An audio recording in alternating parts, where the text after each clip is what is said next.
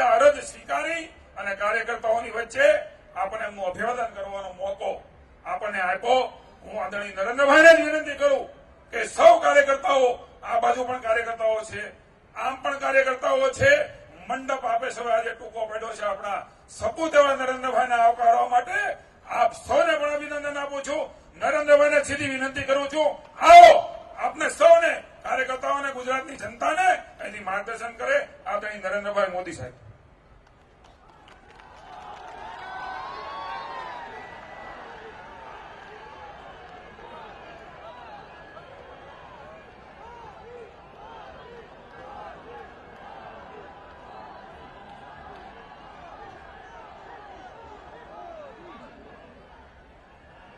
प्रदेश प्रमुख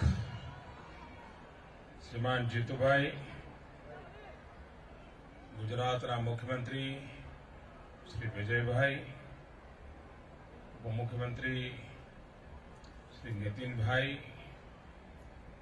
पूर्व मुख्यमंत्री आनंदीबेन, श्रीमान रूपालाजी, भाई आर.सी. फळदू,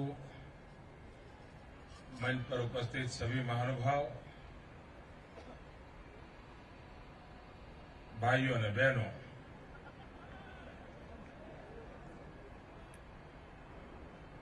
आ 5मो कार्यक्रम है. हजू 2 कार्यक्रम बाकी है.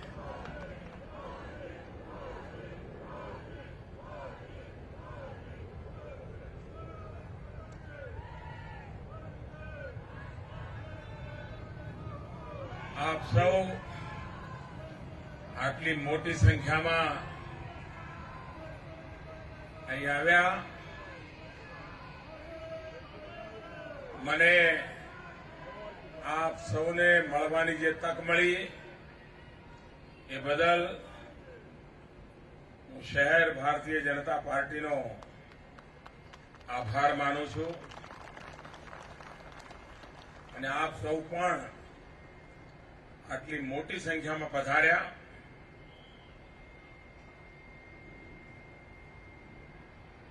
દેશમાં એક આત્મવિશ્વાસનું એવું અદભુત વાતાવરણ બન્યું છે. દેશ પ્રગતિની બાબતમાં, વિકાસ કરવાની બાબતમાં એક જાણે નવી ઉર્જા, નવો આત્મવિશ્વાસ દેશના ખૂણે ખૂણે અનુભવાઈ રહ્યો છે. અને આપણો જે ગુજરાતનો અનુભવ છે કે ગુજરાતે વાદ વિવાદથી પર રહીને સરકારનું ધ્યાન નિરંતર વિકાસ પર કેન્દ્રિત રહ્યું.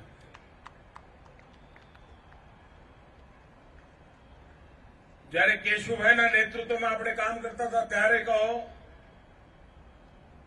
મને અહીંયા કામ કરવાનો અવસર મળ્યો, આનંદીબેનના નેતૃત્વમાં કામ થયું, વિજયભાઈના નેતૃત્વમાં આગળ વધી રહ્યા છીએ. આપણે ત્યાં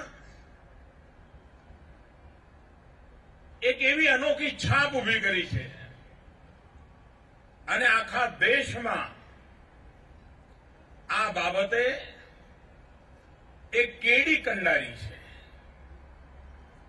હવે રાજ્યો વચ્ચે તુલના થવા લાગી છે. બધા રાજ્યોને લાગવા માંડ્યું છે કે અમે પણ આમાં પ્રગતિ કરીએ, અમે પણ આમાં વિકાસ કરીએ.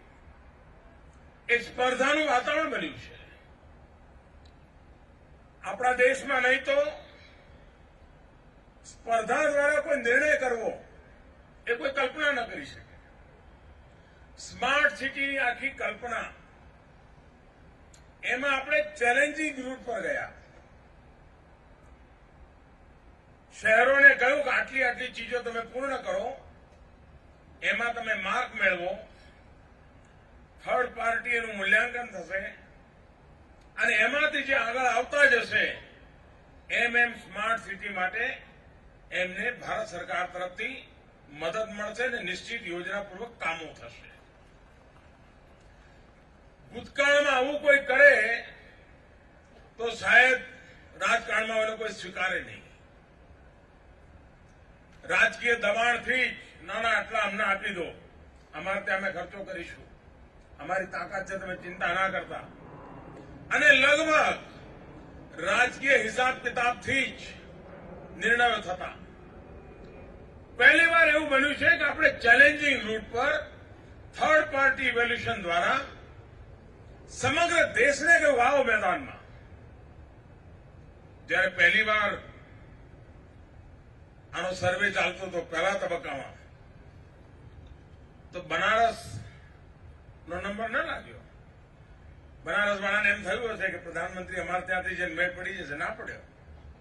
કારણ ચેલેન્જ રૂટની અંદર એમને આવવું જ પડે.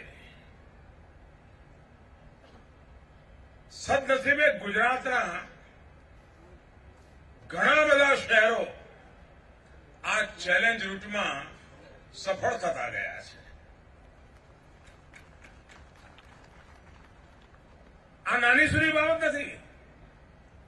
અર્બન ડેવલપમેન્ટમાં આજે પણ અનેક નિર્ણયોમાં ગુજરાતે જે પરિપાટી ઉભી કરી છે એ દેશમાં એક નમૂના તરીકે સ્વીકારાઈ રહી છે. હું ખાસ કરીને આનંદીબેનને અને વિજયભાઈ બંનેને એક બાબતે અભિનંદન આપું છું કે એમણે ઓપન ડેફિકેશન ફ્રી, ખુલ્લામાં શૌચ કરવાની આદતથી ગુજરાતને મુક્ત કરવા માટે જે ભગીરથ પ્રયાસ આદર્યા અને ગુજરાતે શહેરોને ઓપન ડેફિકેશન ફ્રી કરી દીધા. આ નાની સૂની સિદ્ધિ નથી, આ કઠિન કામ છે. લોકોની આદત બદલવી, વ્યવસ્થાઓ બદલવી, આ અઘરું કામ હોય છે. પણ આ અઘરા કામના લાભ જ્યારે દેખાય ત્યારે સમાજ એમાં જોડાતો જાય છે. અને આજે સમગ્ર દેશમાં આનું એક વાતાવરણ બન્યું છે. વિકાસની દિશામાં આપણે ત્યાં વાયબ્રન્ટ ગુજરાતની પરંપરા ઉભી કરી 2003થી. શરૂઆતમાં બધા મજાક ઉડાવતા હતા, જાત જાતની વાર્તાઓ કરતા હતા. આપણે ત્યાં તો કોઈ પાછળ રહેતું જ નહોતું. આજે હિન્દુસ્તાનના 70% રાજ્યો ગુજરાતની જેમ જ મૂડીરોકાણ માટે રાષ્ટ્રીય આંતરરાષ્ટ્રીય સ્તરના સમારંભો કરી રહ્યા છે. કેન્દ્રમાંથી અમારા બધા મંત્રીઓ પણ ત્યાં જાય છે. કેટલીક જગ્યાએ હું પણ ગયો છું. અને ગુજરાતે જે 2003માં શરૂ કર્યું એ આજે હિન્દુસ્તાનના 70% કરતા વધારે રાજ્યો એક પછી એક આ પ્રયોગ કરી રહ્યા છે. કારણ બધાને રાજ્યો છે અને દરેક રાજ્ય પોતાની ક્ષમતાનું બ્રાન્ડિંગ કરે છે, પોતાની ગવર્નન્સની જે કેપેબિલિટી છે એમાં ઉમેરો કરે છે અને વધુમાં વધુ મૂડીરોકાણ પોતાના રાજ્યમાં આવે એના માટે સબસિડીનું કલ્ચર નહીં, એક ડેવલપમેન્ટ એન્વાયરમેન્ટ પૂરું પાડવાનો પ્રયાસ કરે છે. Ease of doing business. રાજ્યો વચ્ચે સ્પર્ધા ચાલી રહી છે કે ઇઝ ઓફ ડુઇંગ બિઝનેસમાં અમારું રાજ્ય કેવી રીતે આગળ આવે. કહેવાનું તાત્પર્ય એ છે કે સમગ્ર દેશમાં વિકાસ એનું મહાત્મય પોતાની પાસે જે કંઈ સંસાધનો છે એનો સર્વાધિક ઉપયોગ કરીને વિકાસને આગળ વધારવાનો પ્રયાસ, એનું એક ઉત્તમ વાતાવરણ આજે દેશમાં અનુભવાય છે. વિશ્વમાં પણ દુનિયાની કોઈ પણ ક્રેડિટ રેટિંગ એજન્સી હોય, વર્લ્ડ બેંક હોય, IMF હોય, મૂડીઝ હોય, બધા એક સ્વર એમ કહે છે કે મૂડીરોકાણ આજે અગર દુનિયામાં ઉત્તમ કોઈ જગ્યા હોય તો હિન્દુસ્તાન છે. અને અનુભવાય છે. એક કેલેન્ડર વર્ષમાં ભૂતકાળમાં ક્યારેય ન આવ્યું હોય એટલું વિદેશી મૂડીરોકાણ આજે ભારતમાં આવી રહ્યું છે. આ બધી બાબતોના પરિણામે રોજગારની સંભાવનાઓ વધતી જાય છે. રોજગારની સંભાવનાઓને બળ આપવા માંગીએ છીએ આપણે, જેથી કરીને આપણા નવજવાનને, આપણી નવી પેઢીને પોતાની ક્ષમતા, એના વિસ્તાર વિકાસ માટે અવકાશ રહે.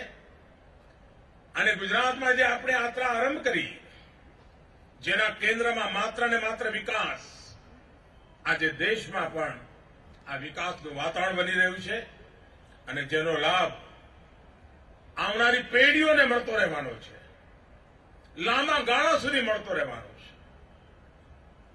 હર કોઈ વિકાસની અંદર નવનવી યોજનાઓ સાથે આવી રહ્યા છે અને આ વાતાવરણમાં ગુજરાતનું ફાઉન્ડેશન એટલું મજબૂત બન્યું છે કે ગુજરાત સહજ રીતે આગળ ધપતું જઈ રહ્યું છે. એ આપણા માટે સંતોષ અને આનંદની વાત છે.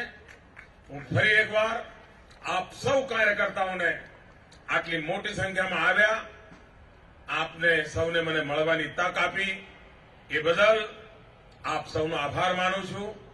ભારતીય જનતા પાર્ટીનો આભાર માનું છું. ગુજરાત પ્રદેશ, અમદાવાદ શહેર, જેમણે આ મોકો આપ્યો, ખૂબ ખૂબ ધન્યવાદ. ખૂબ ખૂબ આભાર આદરણીય પ્રધાનમંત્રી શ્રી. આટલી મોટી સંખ્યામાં આપ સૌ બધા, આપ સૌનો પણ ખૂબ ખૂબ આભાર.